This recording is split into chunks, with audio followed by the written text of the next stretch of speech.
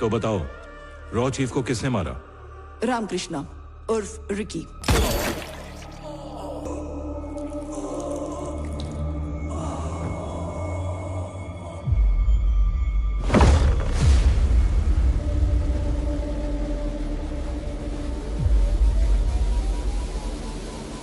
कल आइलैंड पर हुए बॉम्ब ब्लास्ट में उनकी मौत हो गई।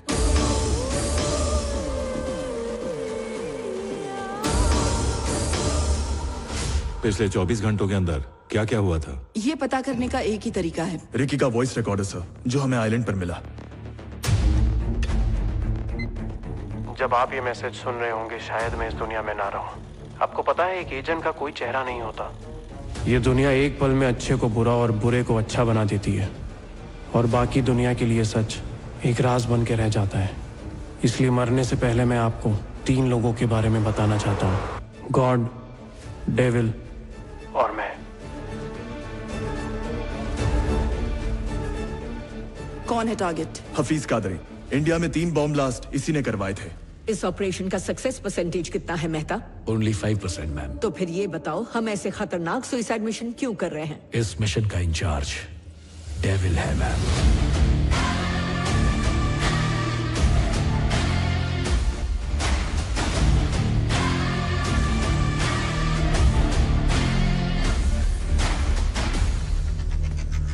टारगेट इस बार बचना नहीं चाहिए। चीफ, वो लोग बेस की तरफ बढ़ रहे हैं।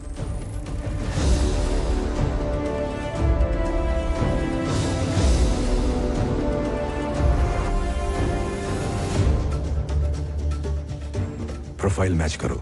यस चीफ, हम उसी पर काम कर रहे हैं।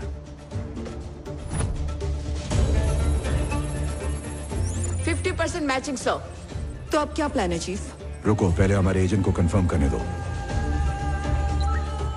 हमारे एजेंट ने आइडेंटिटी कंफर्म कर दी है चीफ। यस, यही है हफीज कादरी। लोकेशन लॉक करो। Yes chief, location lock. Am I clear to engage? Missile launch करने की तैयारी करो। Satellite 1 lock. Chief, target is on the move. Target के साथ हमारा एजेंट भी है। तकरीबन 1 हफ्ते पहले ही उससे बेटी हुई है sir. Missile ready to launch. 1 2 Stop that! Abort the mission. I repeat, mission को रोक दो। सॉरी सर, मिसाइल लॉन्च हो चुकी है। 30 सेकंड में धमाका हो जाएगा।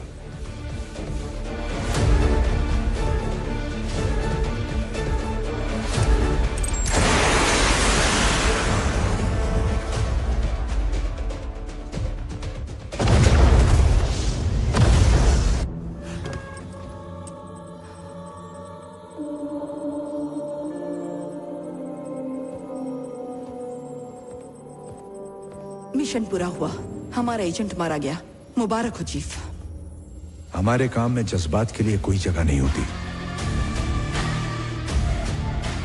जानती हो हमें तनख्वाह क्यों मिलती है? या तो खुद मर जाओ या दुश्मन को मार दो।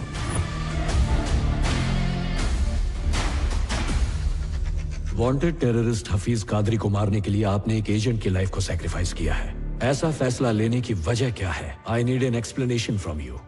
इस वक्त हमें टेररिज्म से इतना खतरा नहीं है। सबसे बड़ा खतरा अगर कोई है तो वो है सिंडिकेट। सिंडिकेट? Yes ma'am. इस देश के कुछ पावरफुल बिजनेसमैन और नामचीन लोगों ने अपने निजी फायदे के लिए और बेहिसाब दौलत कमाने के लिए एक सिंडिकेट बनाया है।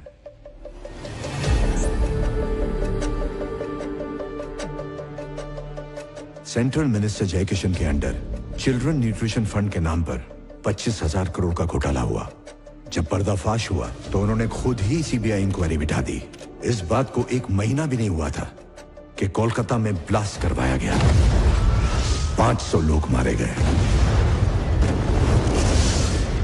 उन्होंने जिस आईएएस ऑफिसर के जरिए स्कैम करवाया वो भी मारा गया। इस डर से कि पर्दाफाश ना हो जाए, एक को मारने के लिए 500 की बलि चढ़ा दी।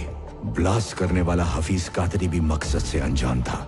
उसने समझा कि ये जिहाद है और हमने आतंकवादी हमला, लेकिन इसका असली गुनहगार था सिंडिकेट। देश में कौन पैसा लगाएगा? कौन से कानून पास होंगे? 130 करोड़ लोग क्या खाएंगे, क्या पिएंगे? मीडिया, अस्पताल, सब कुछ कंट्रोल करता है सिंडिकेट। आज की तारीख में सब जगह उनका पैसा लगा है। अगर मैं सच कहूं तो हमारे देश को पॉलिटिशियंस नहीं चला रहे हैं, सिंडिकेट के मेंबर्स चला रहे हैं।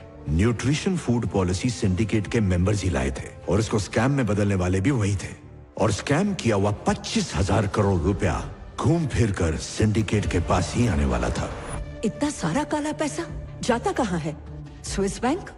सबको लगता है कि हिंदुस्तान का ब्लैक मनी स्विस बैंक में जाता है, पर ऐसा बिल्कुल नहीं है। 70% ब्लैक मनी सिंडिकेट मेंबर्स ने फ्लोटिंग बैंक में शिफ्ट कर दिया है। Floating bank?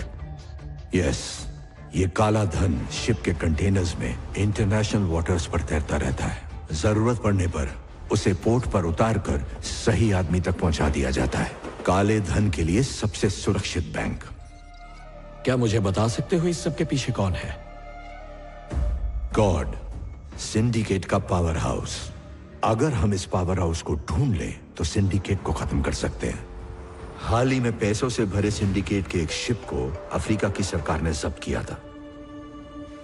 पलक झपकते ही ये गॉड वहां पहुंच गया और पूरी सरकार ही पलट दी।